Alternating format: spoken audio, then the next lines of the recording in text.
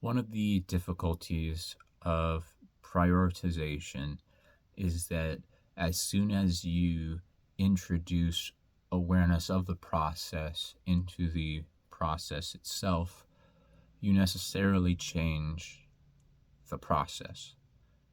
In other words, as we become aware and pay attention to what we are doing and what we have to do, it becomes increasingly more difficult to do them because we're detaching ourselves from the activity itself and kind of operating on a meta level where we're observing from a distance. And it's kind of tricky because as we systematize and organize and give structure to our desire, we essentially create distance between the desire that we had that kind of originated this whole endeavor to follow through with it. And it's an alienating process, to be sure. And of course, desire is never linear. It's kind of this fluid, multifaceted, rapid flowing and flux. And it's happening in a hierarchy, a matrix of different competing and collaborative dreams, fantasies, needs, wants. And yet, when we are doing anything, we only have our physical body and our mental capabilities and our emotional wherewithal. And so we're limited. We're very limited in what we can do. And our imagination always runs wild. We can always see that there's so much more we have yet to tend to. Our ambition exceeds our ability. Human touch exceeds our grasp. And we have a limited time on Earth. And what I've been trying to do as I've become aware of my life and as I see patterns of childhood kind of play out over time, and as I become aware and try to change and influence these and transition into a higher frequency, if you would like to call it that. Otherwise, you can just imagine that I want to operate on a higher level of cognitive awareness and be able to give my attention to the things that matter most to me. And in some, I would like to leave the world better than how I found it, which is, quite a big dream, very vague, and it's also, a bit cliche. I want to make the world a better place, but I really do, on a very deep, visceral level.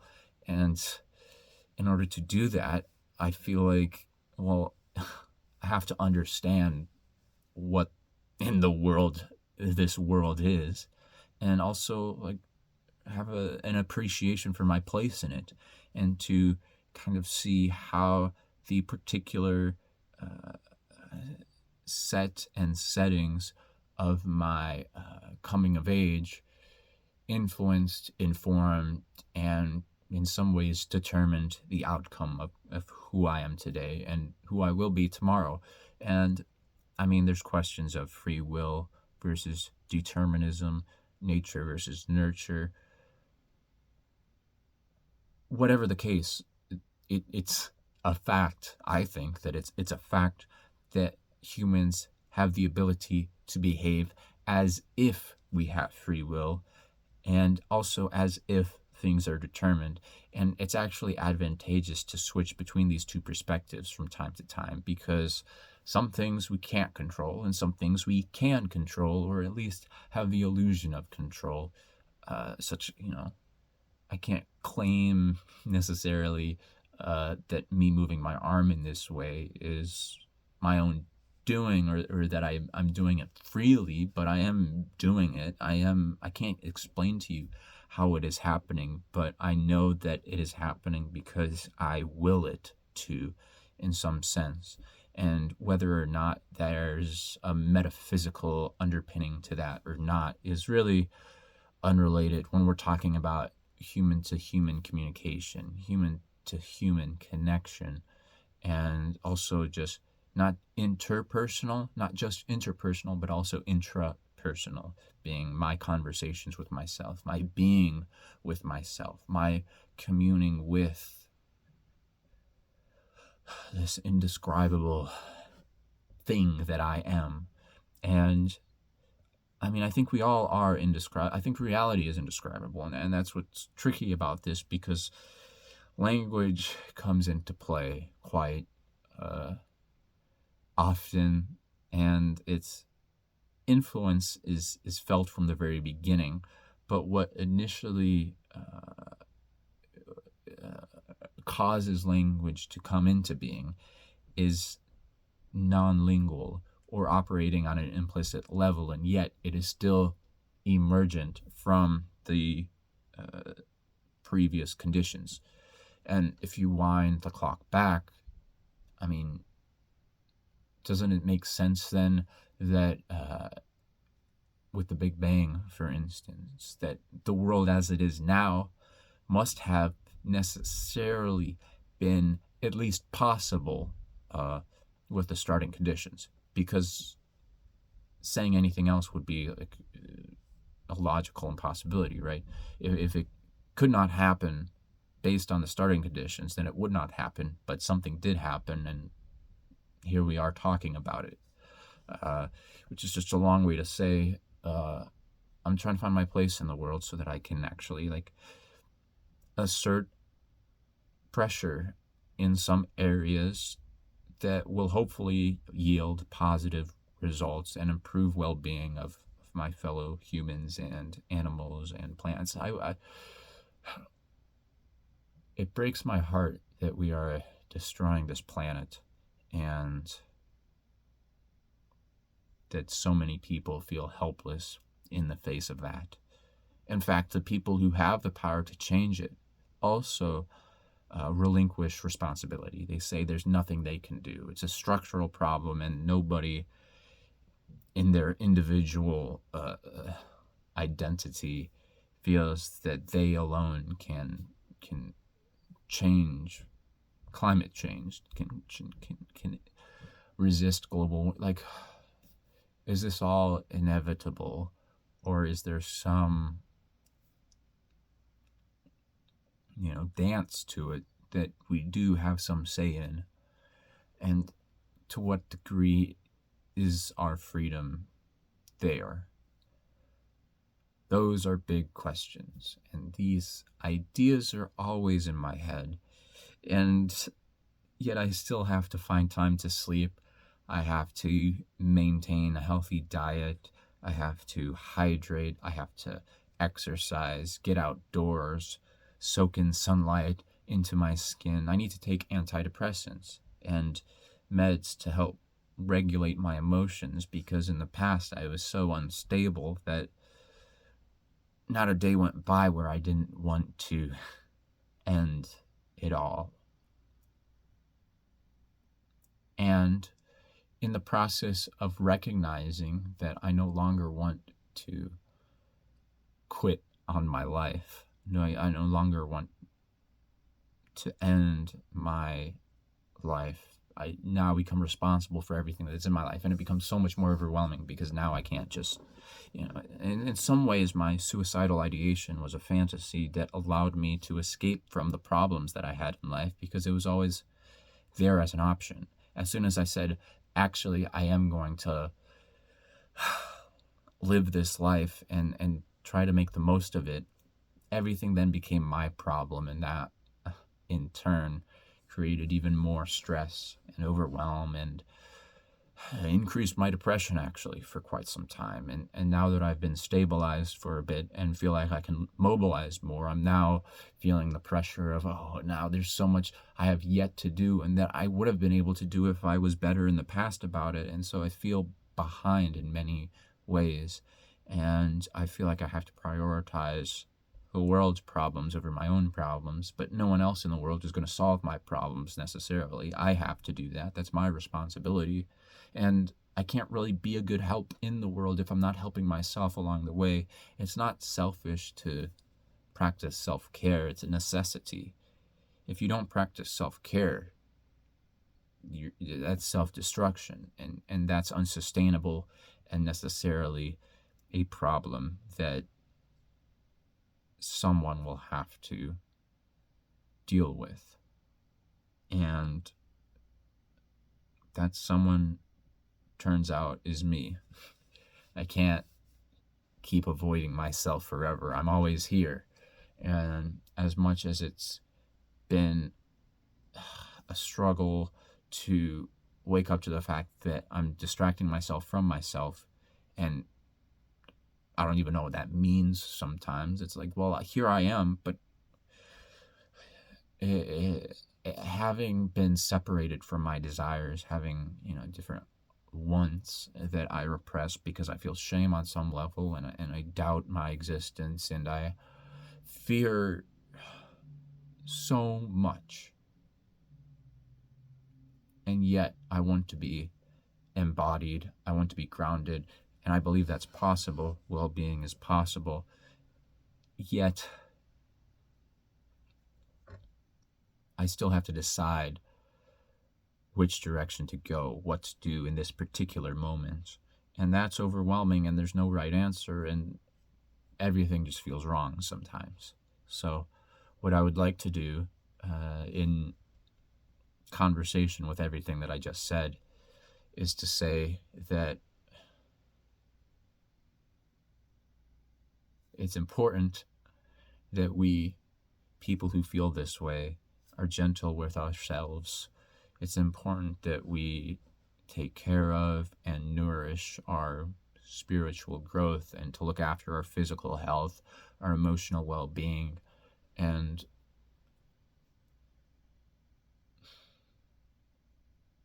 our mindset in all of this has the potential to be radically transformative. We need big changes in the world, but I also have a suspicion that fast change is inherently unstable. And so how can we build a gradually robust system that is more in tune with nature, with our nature as well, and look after each other in a healthy way? It's an overwhelming question. All of this is overwhelming. And yet I don't want to avoid it. I don't want to,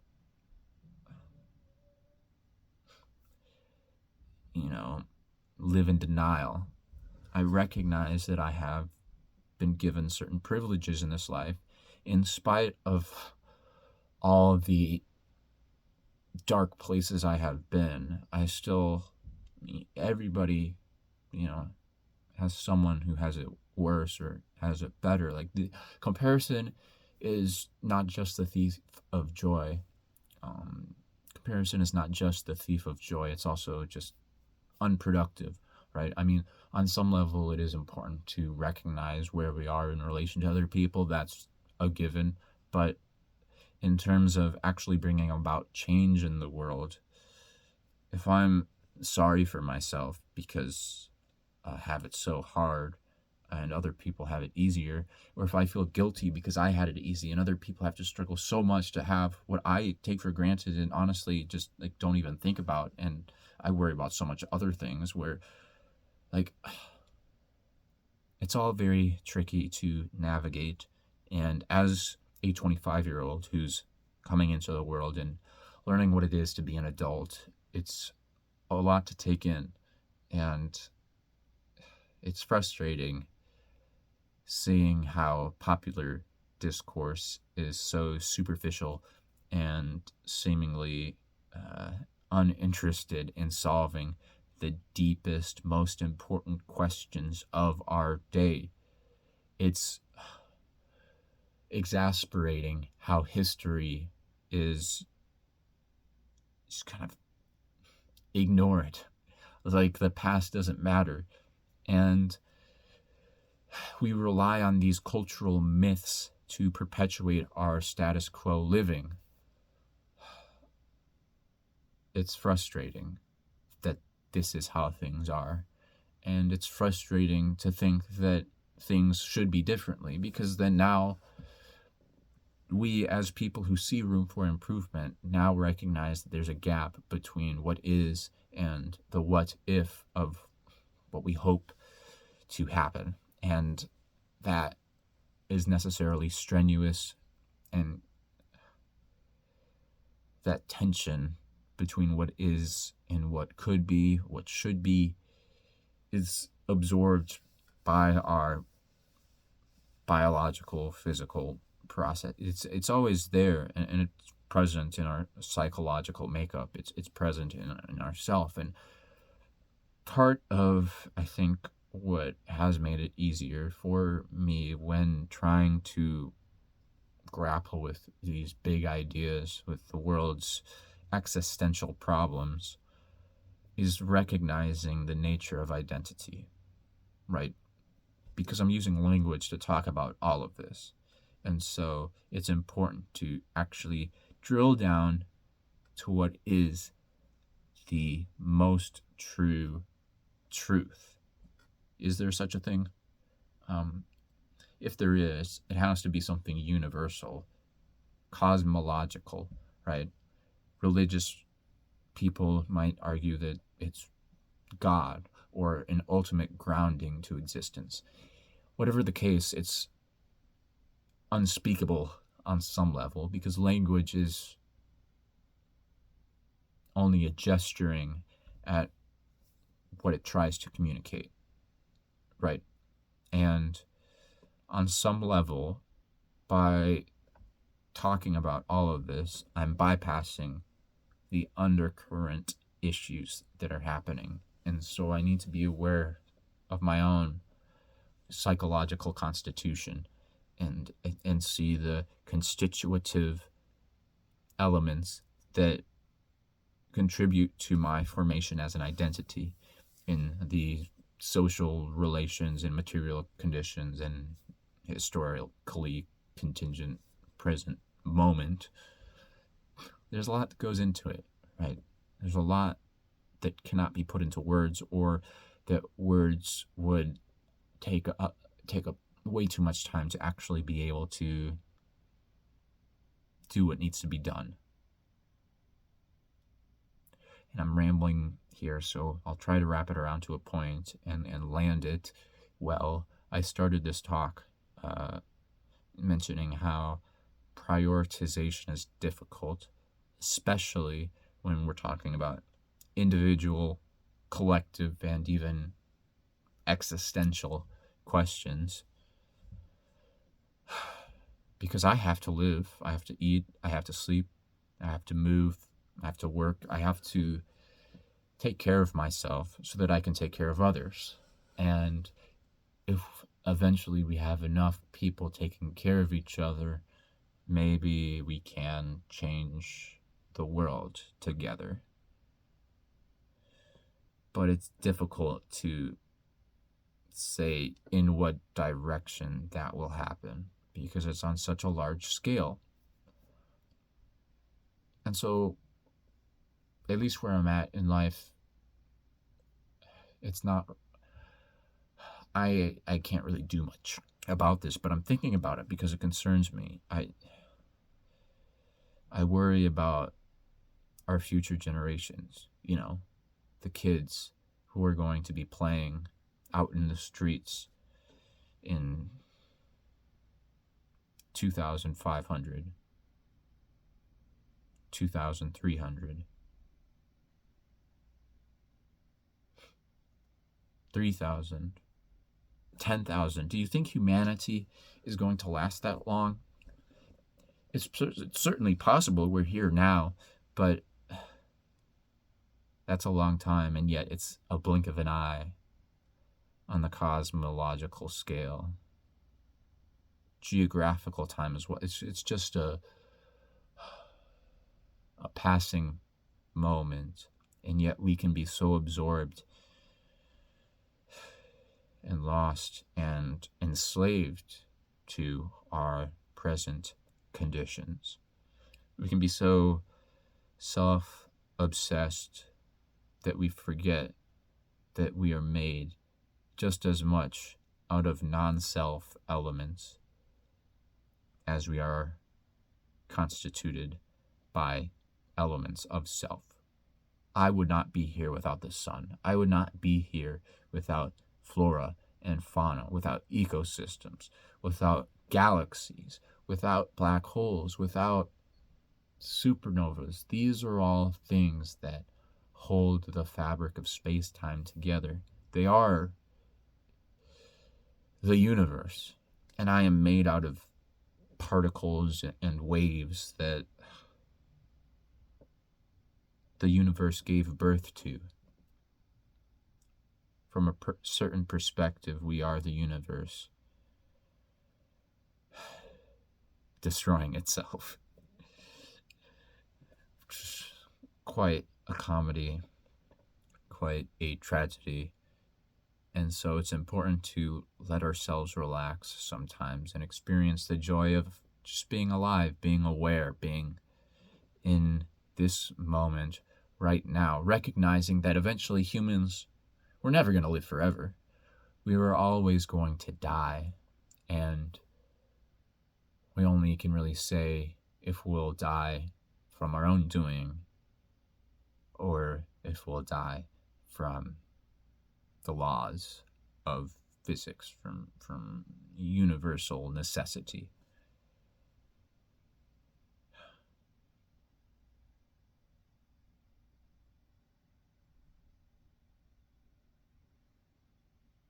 Life is precious. I want to love so deeply and share these thoughts with others. It's hard to insert them into conversation and to not feel like I am intruding or ruining a moment or changing the subject. This is what I think about. This is who I am developing into as a person, someone who wants to make the world genuinely a better place, not just someone who wants to believe they are, but actually doing it. And that requires some humility, and it certainly requires honesty and skepticism that what I'm doing might be contributing to effects that are not in line with my values.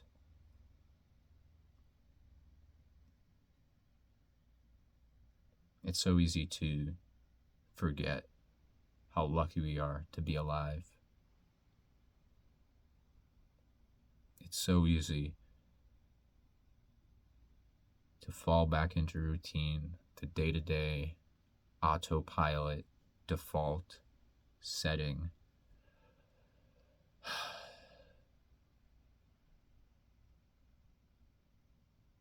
I don't want that for myself. I don't want that for you. I want us to be able to collectively wake up to the fact that we are all so precious and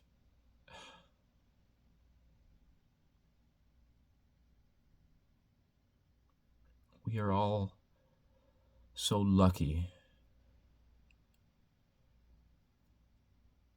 to experience how strange it is to be anything at all. obviously it's difficult to keep that in perspective, especially in the current state of the world where there's so much wrong with it.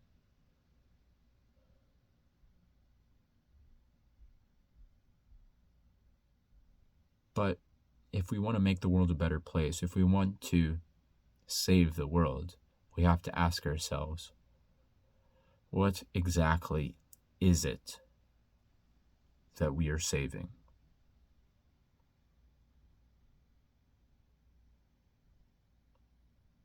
And so that's the video. I started recording this because it's the new moon today. It's the last month was the full strawberry moon. This month, July, is the full buck moon. And I wanted to get back in the rhythm of actually recording and uploading on full moons and new moons. A couple of my past videos were on quarter moons, and I didn't really mention the moon cycle, but I want to get grounded. I want to stay in tune with these natural rhythms, these organic patterns, this flowing of the universe. I want to be more mindful of that. And if you made it this far, I truly appreciate you listening. I would really love to hear what you have to say in the comments. I right now don't exactly remember everything I said. This was all off the cuff. This is just, stream of consciousness. But regardless, I appreciate you being here, and stay hydrated and keep breathing. That's when all else fails. That can be enough to get us through. So take care.